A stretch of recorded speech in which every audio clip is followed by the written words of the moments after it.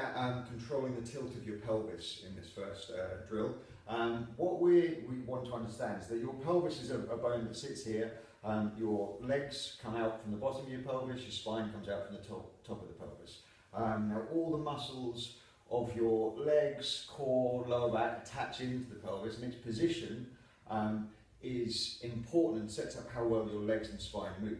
In a neutral position, so if the pelvis is sitting like this, this is neutral, then your spine can come out in its natural S-curve, the legs can come out quite happily underneath it. If I go into an anterior pelvic tilt, which is where the pelvis tips this way, so I go into this position here, you'll see how the curve of my spine increases massively, or my lower back puts a lot of curve through here, and you'll see then that I've got this flexed position at the hips.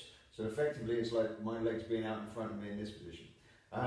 That's very common in people who spend a lot of time sitting down, is that the hip flexors become more active or stronger than your glutes. So these muscles pull your pelvis down and you get into these positions. So you'll get lots of compression in your lower back, you get lots of compression through your front of your hips.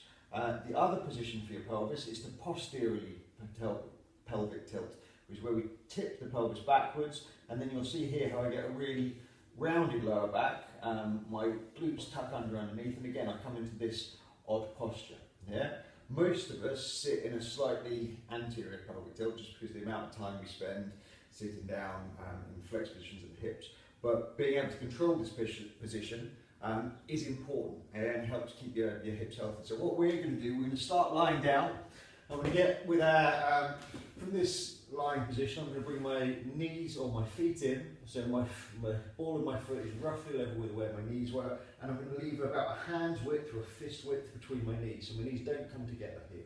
And all we're going to think about is we're going to tip the dish of our pelvis. So we start lying down and let it go to wherever it is, and I'm going to think about squeezing my bum and tipping my pelvis towards my face.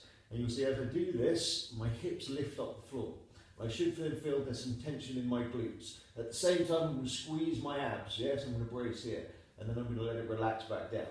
As I relax back down, there'll be a gap between my lower back and the floor. As I squeeze and tip the pelvis towards my face, my back will flatten against the floor. And we're just getting this idea of the movement of the pelvis will change what's happening with your spine. And I want you to just to appreciate what your pelvis is doing. So we're going to do 10 repetitions of just tipping that pelvis towards your face. If it helps, imagine you've got a bowl of water sitting on your pelvis and you're trying to tip it towards your belly button. And then when you come back the other way, you're tipping that pelvis towards your feet. Up and down.